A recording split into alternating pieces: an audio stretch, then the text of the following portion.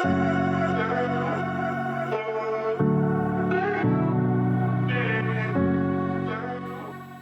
there, mamas! You are listening to Release Your Inner Power podcast, where we talk about having both me time and being the best mom, sharing stories, encouragement, and tips for taking the steps to release that inner power and that mom guilt. I'm your host, Shauna B. Here we go. One quick thing before we get started. I will be doing a drawing for a fun gift each month. Here are 3 ways to enter. You can email me to share your juicy takeaways, topic ideas you want to hear, or share a story. Share this podcast on social media and tag me with what episode you listened to and what you learned or loved about it. And if you leave a review, you will get 2 entries into the drawing. I will announce the winner the last week of each month. Okay, let's get started. I have something coming in January and February that I want to share with you first. It is a monthly membership group of like-minded women that has connection, builds community, works on accomplishing something with people in their corner to encourage and celebrate, to take that next step, a place for support to get to your goals faster and happier, to be able to start taking the steps to where you want to be faster than before. Some examples of this group can be like maybe eating different or getting a workout routine, a new routine in general, working on more me time, a project that needs finishing, friggin' planning dinner, working on that negative voice and changing it to a positive one. It's about helping. It's about support. It's about connection and accountability, where we work together on motivating each other, encouraging each other, support along the way to open up these possibilities of accomplishing the next step to what you want in your life. For more information, check out the group in the show notes. You don't want to miss out. If you want to be on the list, get on that list so I can contact you in January. Our guest today is Emmy. She is a certified birth story listener and experienced mental health professional. She is a mom of 3. She likes Netflix and drinking decaf coffee, helping her clients, mamas out there, and taking care of her 3 young kiddos. She offers personalized one-on-one sessions for individuals and couples to help them find their inner peace and acceptance in their unique birth story. Let's see what she has to share with us today. Hey, Emmy, welcome to the show. I'm so excited to have you here. Thank you, Shauna. I'm so excited to be here. This is going to be such a fun conversation. Oh, I know. I can't wait. I can't wait to get into it. So tell us about you, a little bit about your story and who you are as Emmy. Yeah, I am a mom of 3 from the Midwest. I am a professional licensed school psychologist, so that's kind of my mental health background that I have. And I left that career path 2 years ago in order to be able to stay home full time with my youngest daughter, Evie. She is almost 2. And through that kind of shift, I was able to find what I feel like truly I am most passionate about, and that is birth story listening and being a certified birth story listener and hosting birth story writing workshops. Oh, wow. Tell me more about that. I want to know more about birth story. Explain what that is. I don't know what that is all about. So I would really like you to. Yeah, it's a really not well-known topic at all. After I had a really difficult traumatic birth of my own back in 2014 when my son was born. He actually just turned 9 this week. So really good timing with this podcast. Mm-hmm. It was a really challenging birth, and I felt so much heaviness about it, and I really needed to work through that, but I didn't really know how. I didn't know what resources were available to me. So I had continued to make connections in my local community and then beyond. And by the grace of the universe and God and whatever you believe in, I was connected with Pam England, who created the birth story listening process, which is a guided process specifically created in order to help you identify the limiting belief that you picked up when you gave birth and how to create a new self-belief that is more empowering, that's authentic, that you can move forward with so that the emotional aspect of your birth doesn't feel so heavy. Okay. So then what is the process? So you explained a little bit about the process, but explain to me like kind of, if you can in a nutshell, what how you how you can help. How you like if I was to come to you because I had a traumatic birthing experience, right? What and I just say, I don't know, I need help. Like how would you kind of guide a little bit? How would you Yeah, do? it would really truly depend on where you're at in your healing journey. Just like any other healing journey that someone might be on, there can be a lot of stops along the way. There can be a lot of treacherous or not so treacherous, different things that kind of gates that we have to move through in order to get to a place where our soul and our body feels free of that trauma that we experienced. Um, so if you were someone who maybe just had your baby, maybe you were 6 weeks postpartum, I would say you probably need to continue to navigate that terrain mentally for a little while, talk a little bit more to the people who were supporting you and nurturing you during your birth, and help to get some clarity on your story and the pieces and make sure that you have all of the awareness and information. See if there's someone in your community that you can connect with in terms of, getting support. If you have a local international cesarean awareness group or anything like that, any connections you can make um, and have those heart-to-heart conversations can be really good. But then once you're a little bit further out, once you've explored your story a little bit more, and a person truly has to be ready to shift their story, and that can take a really long time, and that's totally okay. Before the birth story listening process can be really, really effective and helpful for someone. When I happened upon it, thankfully, I was already about 18 months out from my actual birth. So I was definitely at a place where I had been doing the work. I recognized how the trauma felt in my body, where it was at, how I could release it, and I was ready to truly transition from someone who was carrying the pain and was ready to kind of let it go. And so if you were a person who came to me at that stage of grief where you're like, I've done all the things, I've explored it, I know kind of where I'm at on my journey and I'm ready to move forward, I'm ready to let it go, then I would say let's book a birth story listening session. Those are 60 to 90-minute sessions where we would sit down, and there's a very specific process I would lead you through. So it's not just active listening, it's not just mirroring or summarizing what you say, but it's truly a process that goes step by step that we would talk through in order to help you kind of identify some different beliefs that you came up with, like I mentioned before, so that we can reframe that and you can find the clarity in your story and the meaning in your story and be able to move forward. That's really cool. I mean, that's really cool that you do that. I commend you for doing that. There's a lot of things that we don't talk about, right? As moms, like when we do have these traumatic birthing stories, because it's not the picture perfect, oh, we had a baby and everything's perfect and now we're going home and la la la. Like it's not that story. And so we don't talk about it. And then we bottle it up and then it makes it worse. Like it's traumatic. And then now we're not talking about it or we're not getting the help. And then it gets so bad that you're just like, oh my gosh, I can't, I mean, like to reach out and have groups and all of that. I mean, that is also something to be aware of because sometimes we can get stuck, right?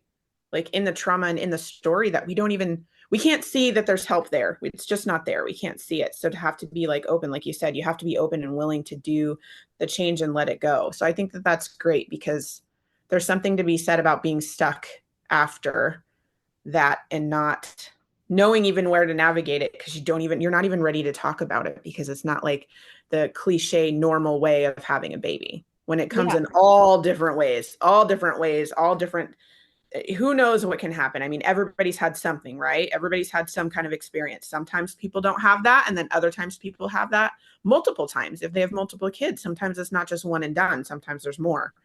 Mhm. So I think that is really great that you have that to be able to work through because I think that is super important to let that go, to show up better, as like just you as an individual, but also as a mom, to let that go. It's kind of like that weight you need to get that off your back, right? Yeah, yeah. A lot of people will say that after their session, they were able to feel much more present with their child because a lot of people who have this heaviness from their birth will look at their child and be reminded of the birth story, and those feelings will come up for them again and again and just make things really, really tricky. There's actually people who come for birth story listening sessions who have been carrying the sadness and the grief of their birth for 20 years or more. And so Um, these are truly stories that align with rites of passages as a woman and mother in our culture, that if we do not process them and work through them in a way that helps us feel healed and strong and empowered, they truly can stay with us and have an impact on our life. yeah, for sure. And it's heavy. It Mhm. just feels heavy when you're talking about it. It just feels heavy. Like, oh yeah, that's definitely something to work through and let go of. Yeah. Yeah, some You people do feel that way and some people don't. It just all depends on sure, your story, what happened, and how you feel about it after the fact. So, but sure. if you're a person who hears another woman's birth story or you find out that they're pregnant and you want to share all of these terrible things that happened to you, this whole trauma dumping thing that's really common in our culture, that might be a good signal to you that there's some work to do there. Oh, thank you for sharing that. That's a really good tip. I like that actually. And it's funny that you say trauma dumping. Yes, that is also a thing. Yep. That is also a thing. But I do like that you said that. That is really good like feeler that you need to work on it. That was going to be one of my questions. So what if you're somebody that doesn't actually realize, that they need to work through it? So thank you for saying that. Yeah, yeah. Did hear you say that you provide workshops. So are those workshops in person? Are they on Zoom? And how often do you do them? Yeah, they're primarily virtual. And so we're meeting, on the virtual reality of Yeah. cyberspace on Zoom. And those primarily focus on birth story writing. So I've actually done two over the last couple weeks. One was for a very specific niche of women who were working through a very specific kind of birth story. And then the other one I did was much more general. So within those workshops, we actually generally have two types of birth story writers. So some will be coming to find closure with their story. They want to get it down, they want to get it out, they want to memorialize it for the next generation, for their children to read, for their daughters to glean wisdom from as they move to their birth in the future. And then there's also people who maybe their birth is a little bit more fresh and they're wanting to start that process of working through the details and what exactly happened, because journaling, we know, just as a tool, a coping mechanism, can be a really, really effective tool. So starting with that process of journaling out our story, telling the whole thing, and then the recommendation in the workshop, which is not for everyone, but it is for some people, is pulling the different pieces out of the story and adding some of the more bright spots to the story to make it something that you would pass down to your child, that you would share with a wider audience. So you can really write your birth story in two different ways and use that birth story writing tool or the workshop to support you through that process. I love that. That's great. How often do you have them? Do you do them like once a month or once a quarter, or do you do them more often?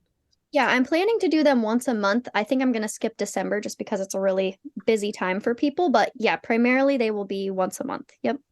Okay, that's amazing. I love that. I love that. Thank you for sharing. And also for anyone who's listening, I'm going to put all of Emmy's information in there. So if you would like to reach out to her, share your story, and get in contact with her, it will be in the show notes just so everybody is aware. So tell me a little bit more about your momhood, Emmy, and what that looks like.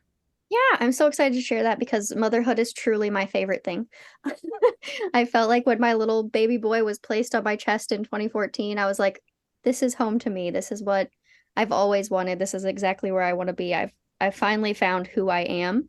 And so as a mom, my life looks uh I don't know. To me it seems chaotic, but to some people it might not. We kind of wake up in the morning. I get my older two off to school. So one goes to public school, one goes to Montessori. We get them out for the day. Then I'm a work from home mom with my own business. So I actually go to my mother-in-law's house 2 days a week so that I can do all my meetings, all my paperwork, all of the busy work on my computer. And I work pretty much 5 to 8 hour days there, those 2 days a week. And then the other days of the week, I have someone who comes over, like right now, uh, she's a neighbor girl who's really, truly wonderful. She comes to help with childcare when I have meetings on those off days or when I have other things that I need to create for my business. And then Fridays, we try to reserve as kind of more of a fun, relaxed day so that I can actually have some more connection time with my kids. But I share these things because I think there can be this idea in like the free mama world or the world where you're being a work from home mom that you're supposed to work with your kids at home and that you don't need access to childcare. And sometimes that's true. And when I first started out, that was true for me. But as my business has grown, I realized that my mental health is so much better if I just have the support that I need. So try to incorporate that the daycare, the access to people to support me whenever possible, because I realize that my time with my kids can be so much more meaningful if I'm not stressed and worried about responding to an email. Right? That's totally a thing. I love that you said that.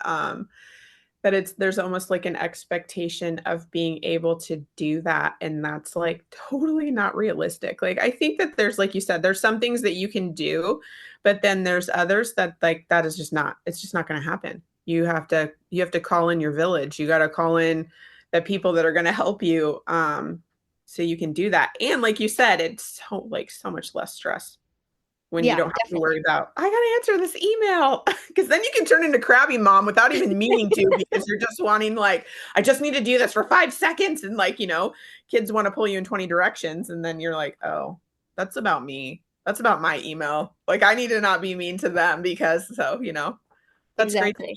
that's great that you had that like awareness and recognize and be like, look, now we're all around happy. I get to do my email, I get to do my things, I'm calling in people to help me out, and I can be truly like present with my kids when I'm with my kids. Yes. And I that also way we're not tagging Bluey too often. Yeah, exactly. Yes, I can. Yes. I totally agree with you. That's awesome. Is there anything else that you would like to share today? Do you want me to share my superpower? Yes, I do. Or is that next? I don't know. That's next. It's okay. Okay. Do you want to share anything else, and then we'll hone in on your Yeah. superpower? I think that's pretty much it in terms of the momhood piece. There are some other pieces that I feel like can be really helpful in terms of just making sure that yeah, no, maybe cut this out and That's fine. where else to go with that. You're so funny.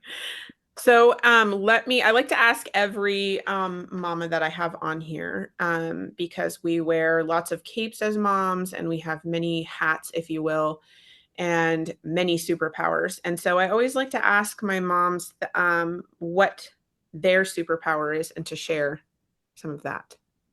Yeah, that's such a great question and such a unique question. I feel like we never get asked that, but it's so true. We have so many superpowers. Like we might not be able to fly, Yeah. but there's a lot we do, a Yeah. lot that we juggle. I feel like my superpower is knowing when I need to rest and doing that. And that's not always easy for everyone. And it's definitely a superpower that I've had to develop over the last 33 years of my life. But definitely, like my husband, and I think all of us can relate to this of like this need to always be doing and like this expectation that maybe like the dishes get done right after supper and then you're throwing in a load of laundry and then you're getting the kids tucked in and somebody needs a bath. But I've tried to hone in on if my body is telling me to rest, that's okay. I can sit down for 20 minutes and the world will not fall apart. It'll be okay. And then we can go back to the other things that need to be done.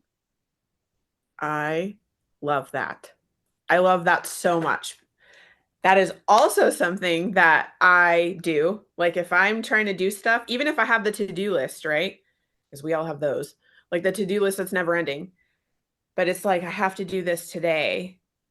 If I'm like, I am too tired for this because I've learned, and it sounds like you're also on the same page. Like I've learned that I can do that, like, but it's going to be like a meh when I do finish it or do it. But if I actually rest and then do it, I can possibly do it faster. I'm going to do it better. I'm going to be, excuse me, better with my everything, better with doing that task and being a mom and all of the things. So I love that. I love that you said that, because I think rest is so important, and you're so right. Like, we are in this do, like this to do, and everything's fast paced and next. And it's like super important for us to like stop and not be rushing to the next thing all the time.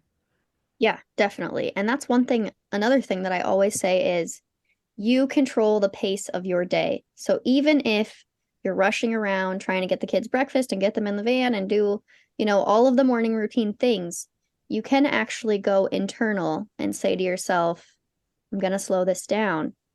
And things in that moment can start to feel a little bit better, even if you have a lot to do in a short period of time. So there's lots of little tips and tricks you can use to help your day just feel better as a mom, even if you've got a lot on your plate. I love that. I love that. That's awesome. Thanks for that tip. I'm going Yeah, to you're try. welcome. A little actionable tip in there. I love that. Thank you so much for sharing. Yeah. Well, thank you so much for sharing everything about birth story and about your momhood, and especially about your superpower. I'm so glad that you were here today to share this, and it was very fun. Thank you for being here. Yeah, thanks for having me. I just want to say thank you for listening. I hope you enjoyed today's episode, learned something new, or got a juicy takeaway that will bring in that heck yeah back into your life. I release a new episode each week, so make sure to subscribe. If you love the show, want to share a story, comment below. If you know someone that would love or need this episode, be sure to share it with them. I'm sure they would love you for it. Tag me and find me on social media at Ignited Decisions on Instagram and Shauna with Ignited Decisions on Facebook. I would love to know what episode you listened to and how it helped you, as well as connect on social. Okay, mamas, claim your time and release your inner power.